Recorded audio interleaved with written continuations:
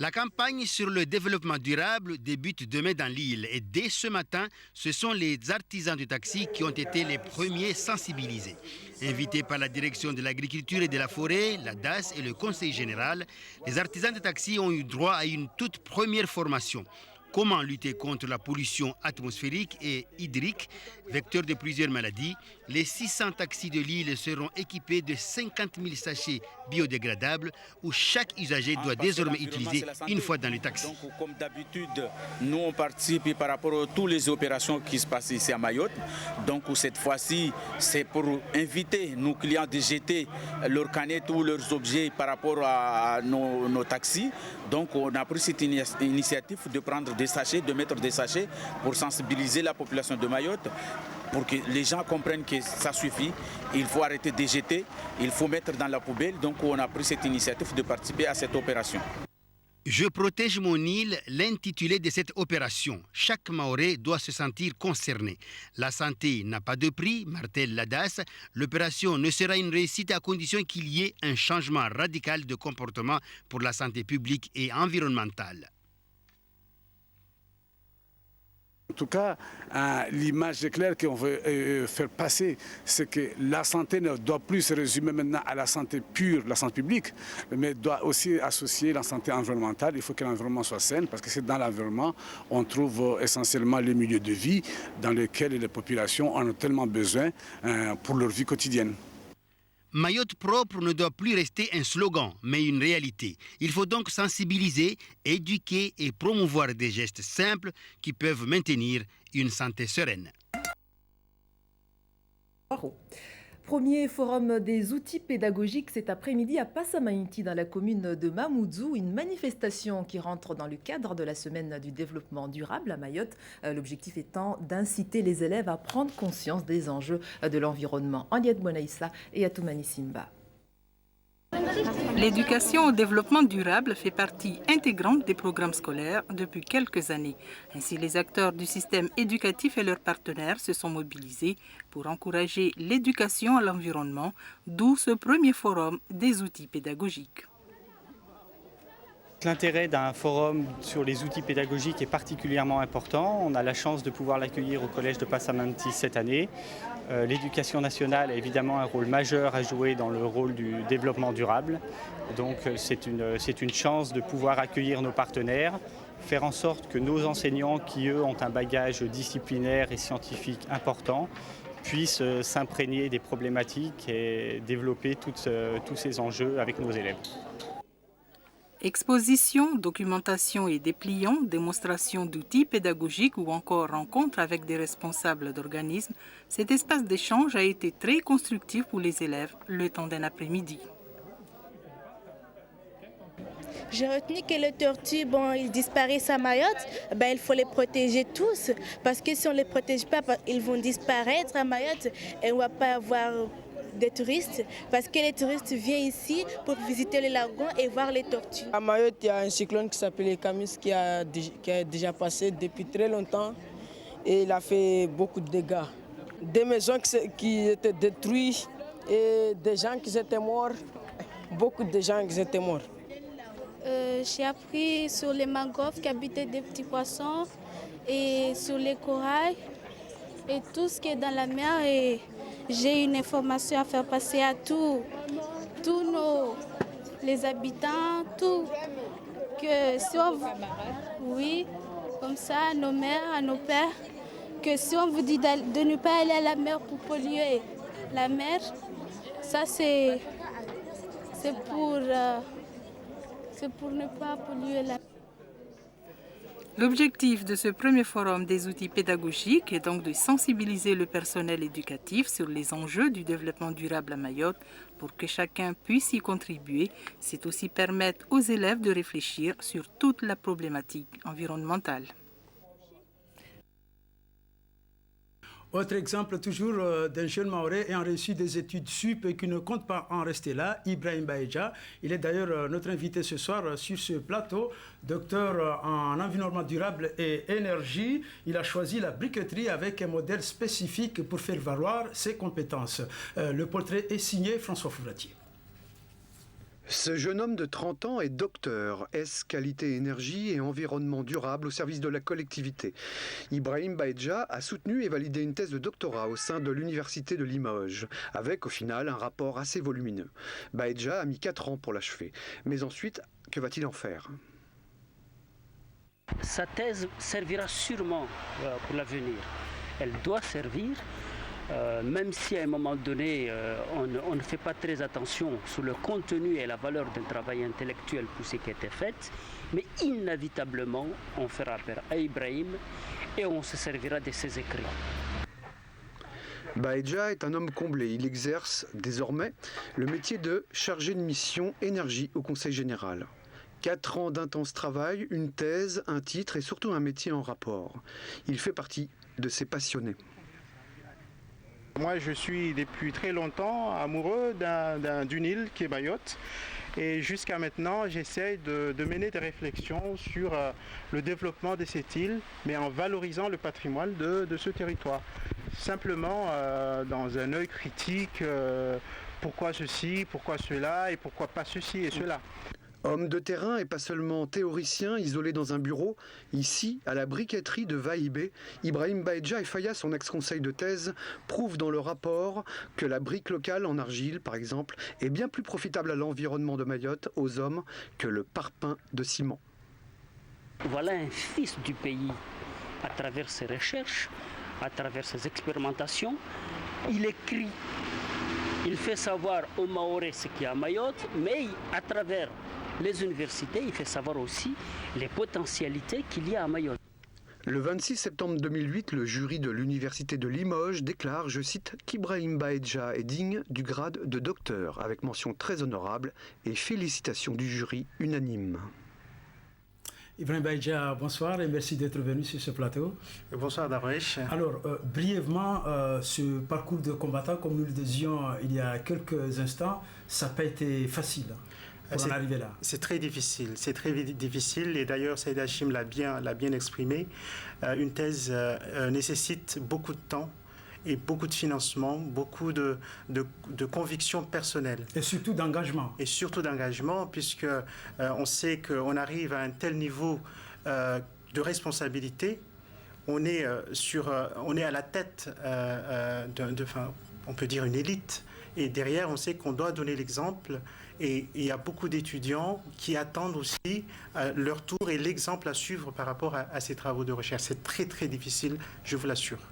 Alors, on voit bien auprès de l'administration, que ce soit la collectivité ou l'État, mais surtout auprès de l'opinion publique, quand on voit là où vous êtes lancé, sur la briqueterie, avec bien sûr les avis des uns des autres, surtout l'opinion publique, comment gérer tout ça et arriver vraiment à avancer dans son projet. Voilà, il faut dire que Mayotte a des atouts que je peux dire, je m'exprime en tant que Ibrahim, des fois on ignore ce que nous avons sous les pieds. Mayotte a de l'or et les Mahorais sont assis sur de l'or. Maintenant il reste aux Mahorais de l'exploiter, de le mettre en valeur. Donc c'est subjectif, mais ça peut devenir objectif du moment où on y met du cœur. Si l'on y croit, on peut y arriver et le développement de Mayotte en dépend complètement. Avoir la volonté, c'est autre chose, mais surtout des mesures d'accompagnement, c'est le plus important. Alors d'après vous, le fait que vous en êtes arrivé là, qu'est-ce qu'il faut de la part des décideurs pour justement accompagner cette volonté de réussir quelque chose? D'abord, je souhaite dire une chose, c'est que Mayotte est une île qui est méconnue. Mayotte est une île méconnue par rapport à La Réunion, par rapport aux Seychelles, par rapport à l'île Maurice.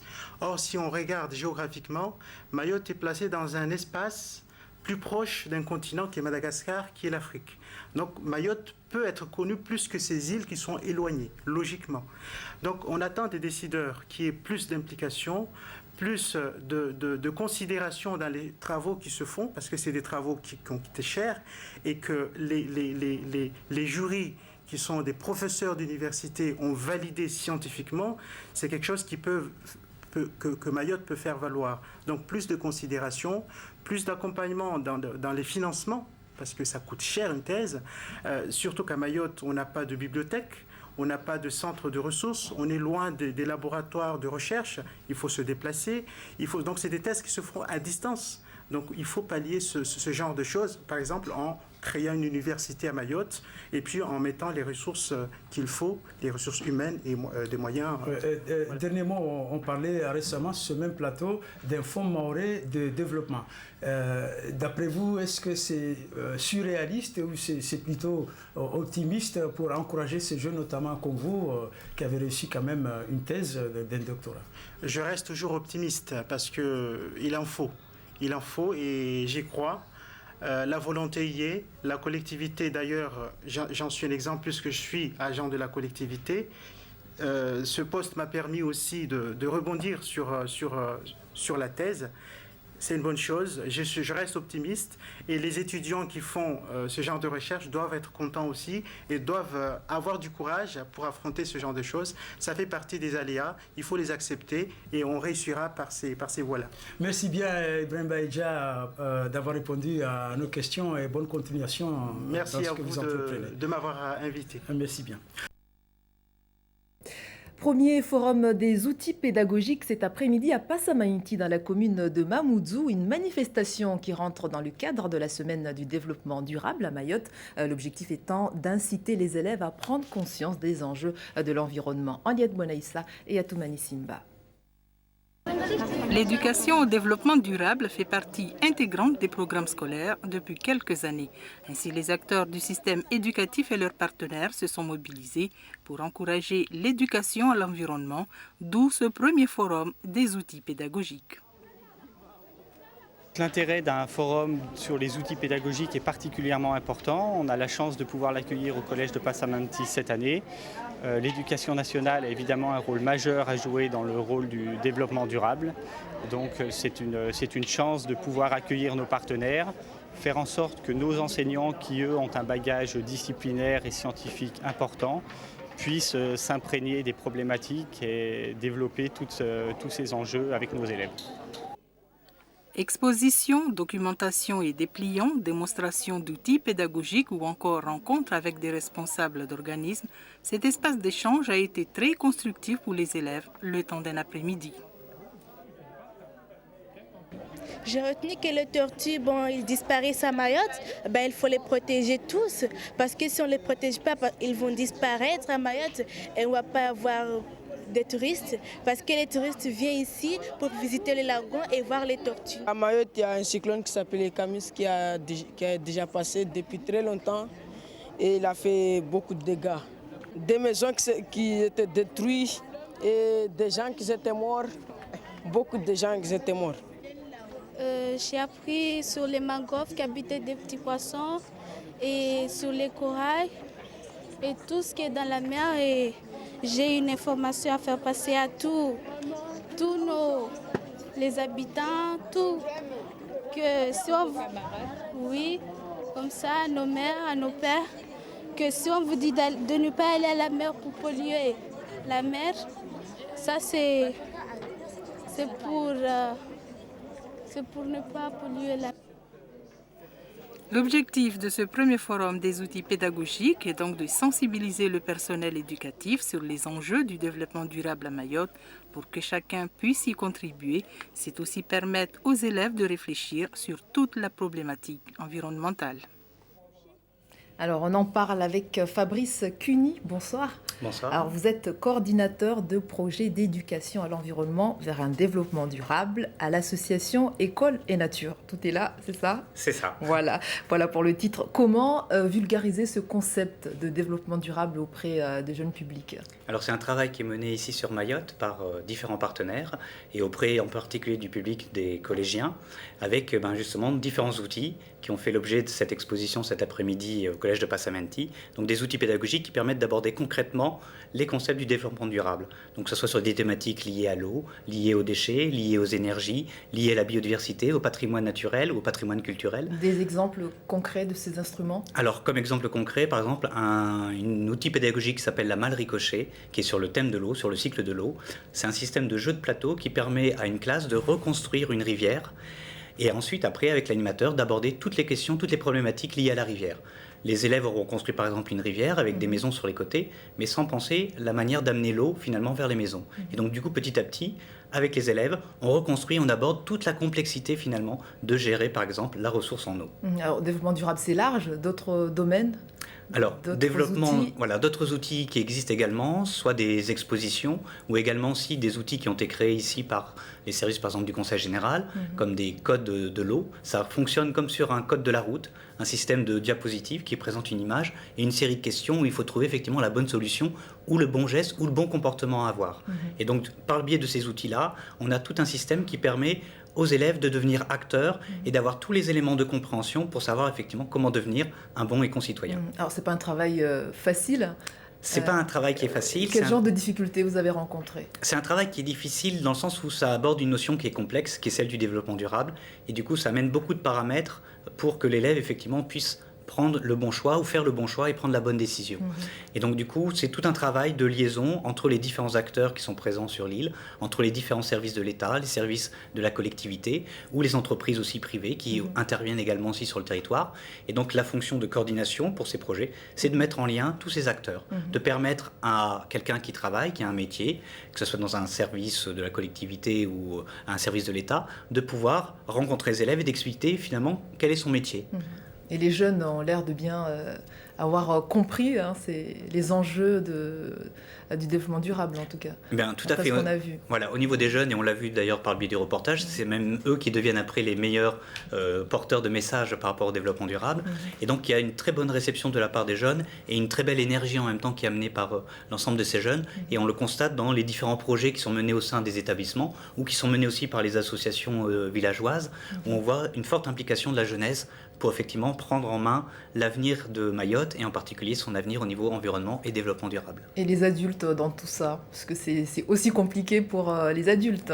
Alors c'est également compliqué pour les adultes, mais là il y a aussi tout un travail qui est mené au sein des entreprises ou des administrations. D'ailleurs au cours de cette semaine du développement durable, certaines journées sont plus ciblées par rapport à ces entreprises ou ces administrations pour qu'aussi, non seulement dans sa vie quotidienne, mais aussi dans le cadre de son travail, on puisse avoir les bons gestes ou les bons comportements qui permettent d'économiser les ressources de la planète. Alors par rapport à votre expérience sur le terrain, des propositions, notamment en direction des pouvoirs publics dans le cadre de cette semaine? Alors des propositions, c'est de continuer le travail qui a été amorcé ici sur Mayotte, et c'est d'ailleurs un élément assez particulier qu'on ne trouve pas en métropole. Ça a été tout ce travail entre les différents partenaires institutionnels, que ce soit la direction de l'agriculture de la forêt, le BRGM, la direction de l'équipement, le vice-rectorat, la DAS également, qui ont décidé à un moment donné de se dire il faut qu'on travaille de concert pour l'éducation à l'environnement vers le développement durable. Merci beaucoup pour toutes ces précisions.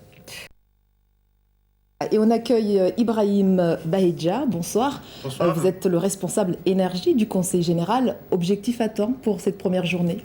Objectif semi-atteint. En fait, on a un bilan très mitigé puisqu'on devait attendre un peu plus de jeunes que ce qu'on a eu aujourd'hui. Ça n'a pas été le cas. On peut quand même remercier ceux qui sont venus et qui ont pu quand même profiter de la journée. Aussi, je voulais d'abord aussi souhaiter, je voulais remercier tous ceux, les équipes qui ont participé à la réalisation de cette journée. Aussi mettre l'accent sur la volonté des élus qui ont voulu à ce qu'aujourd'hui on ait une journée de l'environnement dédiée aux énergies. Alors cette première journée était axée sur les jeunes. Comment leur expliquer en des termes très simples, parce qu'on entend beaucoup parler de développement durable, comment leur expliquer ça d'une manière simple et précise? D'une manière simple, c'est très difficile, puisque le développement durable, c'est une notion très complexe.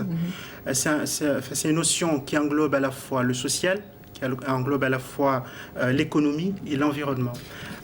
Pour une petite définition, on peut dire que c'est comment vivre aujourd'hui sans compromettre l'avenir des générations futures.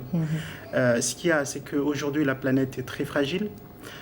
Nos modes de consommation d'énergie, la façon de manger, nos comportements peuvent mettre des pressions sur cette planète.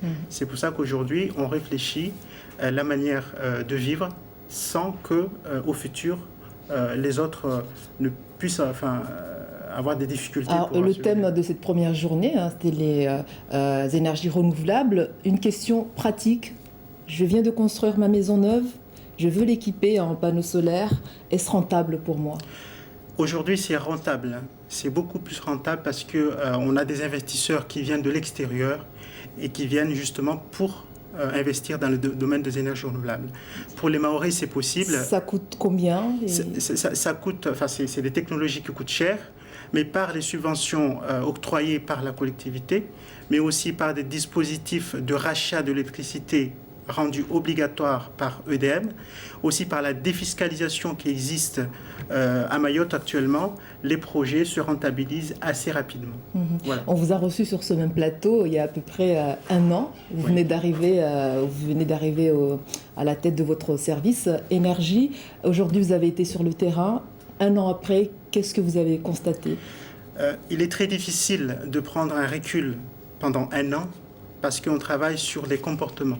C'est des comportements qui sont ce qu'ils sont. Les spécificités mahoraises sont ce qu'elles sont.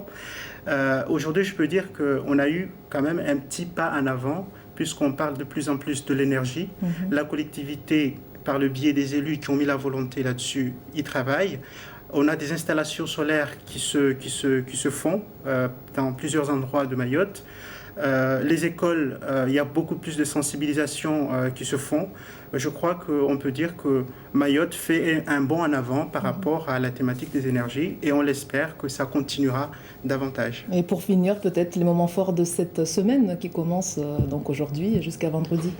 Voilà, les moments forts, donc il y a plusieurs jours, ça va se décaler sur plusieurs jours.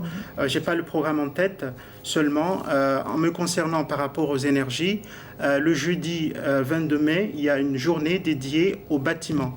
Comment faire des économies d'énergie dans le bâtiment et l'habitat. Ça sera à l'hémicycle du Conseil général. Je souhaite et j'aimerais que la plupart des gens puissent venir y participer et y mettre des réflexions. Merci beaucoup Ibrahim Baïdja, merci d'avoir accepté notre invitation. Merci de votre invitation. Je rappelle que vous êtes le responsable énergie, le monsieur énergie du Conseil général. Merci. Chamsidine Ahmed, bonsoir. Bonsoir. Alors, les élus invités n'ont pas répondu présent. Est-ce difficile de mobiliser sur des sujets plutôt techniques? Oui, il faut dire que aujourd'hui, c'est pas aussi facile de mobiliser la population dans le cadre d'une journée aussi importante comme ça a été le cas aujourd'hui. Toutefois, il y a quand même des élus qui étaient là cet après-midi et qui ont quand même participé. Mais pas à Dzumouni, en fait, ils n'étaient pas présents à Dzumouni. Ils étaient quand même là cet après-midi, ils ont quand même participé aux conférences qui a eu lieu au Conseil général. Donc, on a quand même parlé beaucoup de choses, notamment des risques naturels avec le BRGM. On a aussi parlé de la loi littorale avec la DE. Et aussi, on a présenté les projets que le Conseil général veut mettre en place, notamment dans le cadre des aménagements futurs, tout en tenant compte justement du littoral, en tenant compte de l'environnement auquel c'est une préoccupation énorme. Sur le littoral, justement, lorsqu'on parle du littoral, on pense souvent aux constructions. Est-ce que le béton va envahir nos plages ? Non, c'est nous dans les aménagements où le Conseil général préconise, c'est pas du tout le cas, c'est pas du béton. Parce qu'il faut savoir que la loi littorale autorise de construire des ouvrages au niveau du littoral tout en respectant certaines conditions. Et notamment ces conditions-là, c'est des aménagements légers. Donc c'est pas du béton, c'est de construire c'est d'aménager en gros, c'est d'aménager de toute façon à ce que la population puisse se retrouver aisément, tout en respectant les espèces naturelles, végétales ou animales qui existent sur ces sites. Donc les protéger et aussi leur donner leur place, quoi. Il ne faut pas que ce soit l'homme n'envahisse pas les plages d'une façon anarchique, parce qu'on a déjà constaté sur certaines plages où au jour d'aujourd'hui, on voit les voitures qui arrivent jusqu'au niveau du sable, donc quand même avec les hydrocarbures, avec tout ça. Donc il y a aussi là-dessus un effort énorme que le Conseil général veut apporter pour que Mayotte, au niveau de l'environnement, ce soit vraiment une occupation énorme dans la vie. Qu'est-ce qui est prévu justement ? Donc ce qui est prévu, donc là, c'est déjà un projet d'aménagement des plages, comme je disais tout à l'heure. Et dans ce cadre-là, c'est d'aménager d'une manière à ce que chacun puisse se retrouver. Donc que ce soit la nature, je vais dire les espèces, que ce soit les tortues, que ce soit d'autres espèces qui vivent dans ces sites-là, puissent se retrouver leur place et que l'homme aussi puisse se retrouver d'une façon, on va dire, plus aisément, plus simple, hein, et que ça soit pas ça devienne pas d'une façon, on va dire, comme dans certaines îles, malheureusement, où l'homme envahit tellement l'espace que la nature ne se retrouve plus comme il faut. Vous avez évoqué tout à l'heure la conférence qui était organisée aujourd'hui au Conseil général. Il y avait plusieurs services techniques, BRGM, vous-même au Conseil général et d'autres services, la DE. Qu'est-ce qui est sorti de vos échanges? Il y a eu des débats aussi avec la population. Qu'est-ce qui est sorti de... Donc en gros, c'est que là, l'idée, c'était déjà de... On a commencé déjà... le débat a commencé par... on va dire les risques naturels, hein, parce que quand même Mayotte est soumis à beaucoup de risques naturels, notamment des risques cycloniques, les glissements de terrain et autres. Et après, par là, on a continué un petit peu à rentrer dans la loi littorale, expliquer qu'est-ce que c'est et dans quel cadre ça s'applique. Et après, derrière, dire que malgré tout ça, malgré cette loi, il y a quand même une volonté politique de vouloir développer Mayotte, d'aménager Mayotte, tout en respectant les lois. Merci beaucoup d'avoir accepté notre invitation.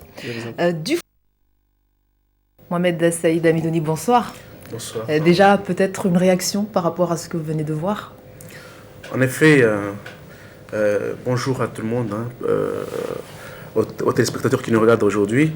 En effet, ça fait déjà depuis lundi que on travaille, la collectivité et ses partenaires, la DAF, l'État et toutes les entreprises travaillent sur les questions de développement durable. Et donc aujourd'hui était consacré à l'énergie, comme on l'a vu il y a 2 jours aussi. Donc ce qu'on a vu là aujourd'hui, c'est l'exemple même d'un certain nombre d'actions qui sont mises en œuvre et le travail d'information et de sensibilisation qu'on veut développer. Déjà peut-être quelques mots sur les habitations traditionnelles à Mayotte, les toitures en béton, en tôle. Qu'est-ce qu'elle vous inspire déjà par rapport au domaine qui est le vôtre? Oui, avant de développer la thématique d'aujourd'hui et de répondre à votre question, je voulais juste signaler et remercier enfin l'ensemble des partenaires qui ont participé à cette journée d'aujourd'hui, qui a permis de donner un certain nombre d'orientations, notamment l'ADEME, EDM et toutes les entreprises privées qui étaient aujourd'hui avec nous. Donc on a fait le constat dans les discussions et dans la présentation d'une étude qui a été mise en œuvre il y a 2 ans sur Mayotte, qu'en effet on a beaucoup de maisons qui ont des toitures en tôle et qui n'ont pas d'isolation. Donc, qui fait que les gens automatiquement font appel à d'autres systèmes, notamment la clim, pour essayer de réduire donc la chaleur qu'il y a dans les maisons. Donc, les maisons ne sont pas bien orientées par rapport au vent. Donc, on a entendu qu'il faut aérer les bâtiments. Il y a les maisons qui ont du béton et qui n'ont pas de protection au-dessus. Donc là aussi, il y a beaucoup de maisons qui sont Est-ce que finalement, c'était pas mieux les maisons traditionnelles en effet, en terre et en feuilles de coco? Pour les puristes, c'est vrai que si on pouvait revenir en arrière, c'est la meilleure solution. Mais il est vrai qu'on veut construire des maisons durables. Et là, avant, ce n'était pas des maisons durables parce qu'il fallait recommencer les toitures tous les 2 ans ou 3 ans. Donc, nos parents ne sont pas prêts à revenir dans ces maisons. Mais on peut aujourd'hui construire des maisons en tenant compte de ces questions d'énergie, en choisissant les matériaux, en faisant en sorte que les toitures tôles intègrent notamment ce qu'on a dit tout à l'heure, ce qu'on a dit tout à l'heure, la personne qui a présenté tout à l'heure, c'est couvrir, protéger les tôles, ou bien quand on fait du béton, mettre en dessous des systèmes de protection ou de plafond qui permet de limiter donc la chaleur dans les maisons. On a parlé tout à l'heure d'une nouvelle charte. En quoi elle consiste justement pour améliorer les choses? Oui, l'objet des discussions d'aujourd'hui, au-delà des différentes présentations qui ont eu lieu le matin et puis l'après-midi, il y a eu des ateliers. Et le travail des ateliers doit permettre de définir à Mayotte un dispositif qui permet d'évaluer en fait les efforts d'études et d'aménagement de toutes les maisons, que ce soit les maisons, les bureaux, que ce soit les hôtels, que ce soit les maisons privées, individuelles, de définir un système qui permette à chacun de pouvoir évaluer le niveau d'économie, d'énergie qu'il peut avoir, qu'il peut dégager par rapport à la construction. Donc, on va obliger en fait tous ces acteurs-là à respecter cette charte. Non, ce n'est pas une obligation. En fait, on a des données, on aura des éléments qui vont dire si à partir de tel niveau de consommation d'énergie, on est bien ou on n'est pas bien. Hein? On va évaluer et proposer, peut-être faire des recommandations pour... Voilà, on a déjà une étude qui a permis de faire les recommandations. Maintenant,